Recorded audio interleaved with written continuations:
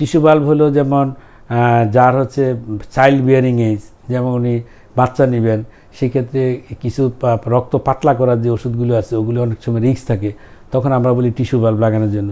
যার ক্ষেত্রে হচ্ছে রক্ত পাতলা করা ওষুধ খাওয়াটা রিস্কি, যেটা খেলে ব্লিডিং হওয়ার সম্ভাবনা থাকে, বয়স বেশি, বিভিন্ন ধরনের কোমরবিডিটি আছে যেখানে আপনার রক্ত পাতলা করার ওষুধ ব্যবহার করা যাবে না, সেই ক্ষেত্রে অবশ্যই টিস্যু বাল্ব ব্যবহার করতে হবে। তারপর হচ্ছে যেখানে দেখা যাচ্ছে যে এই ধরনের কোনো জটিলতা নাই, দীর্ঘদিন যদি আপনি অপারেশনের পর ভালো থাকতে চান, 30 বছর 35 বছর, আপনার মেটালিক বাল্ব ব্যবহার করা উচিত, কারণ মেটালিক বাল্বের লংগিভিটি অনেক বেশি। যেহেতু এটা টিস্যু বাল্ব, অন্য একটা মানে স্পেসিস থেকে এটা আসতেছে, একটা নির্দিষ্ট সময়ের পরে এই বাল্বটা নষ্ট হয়ে যায়। আর মেটালিক বাল্ব হচ্ছে মেডিকেল গ্রেডেড, মানে স্টিলনেস স্টিল দিয়ে এগুলো তৈরি, এবং এটা সহজে নষ্ট হয় না এবং অনেক দিন এটা ঠিক থাকে।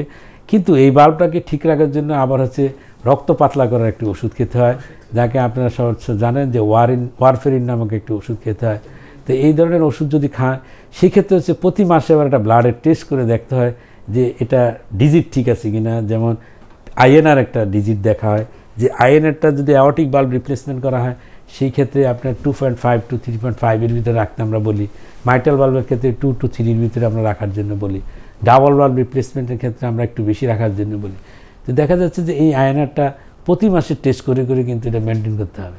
তো আমাদের দেশে প্রবলেম হচ্ছে, আমাদের দেশের অধিকাংশ হার্টের বাল্ব যাদের এফেক্টেড হয়, এই সমস্ত রোগীরা একটু কম এডুকেটেড হন। অনেক সময় দেখা যাচ্ছে যে ওনাদের গ্রামে গঞ্জ থেকে এই সমস্ত পেশেন্ট আসেন, তারা অত ভালোভাবে খেয়াল করতে পারেন না, যার ফলে হচ্ছে কি আপনার পিটি আয়নাটা সঠিকভাবে করা হয় না। এটার খরচেরও একটা ব্যাপার আছে, আর্থিক সঙ্গতিরও একটা ব্যাপার আছে।